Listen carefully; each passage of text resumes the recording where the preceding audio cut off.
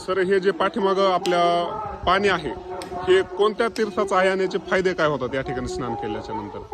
हे तीर्थ एवढं पवित्र आहे की या तीर्थाला आंघोळ केल्यानंतर बरेच मानसिक रुग्ण, शारीरिक आजार, लहान लेकराचे आजार बरेचसे दूर होते. त्या एखादा अनुभव आहे का एखादा माणसाचा ज्याने इथं आल्याच्या नंतर त्यांना फायदा झाला? बरेच एक नाही अनेक अनुभव भेटतील तुम्हाला विचारल्यानंतर.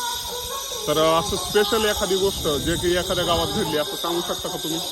जे लहान लेकर असते, जे सोबणी म्हणते, आजारी लेकर म्हणते, ते आंघोळ घातले. शोभणी वगैरे झालेल्या मुलांना जर या ठिकाणी या डोहामध्ये आंघोळ घातली तर बरं होण्याचे चान्सेस आहेत.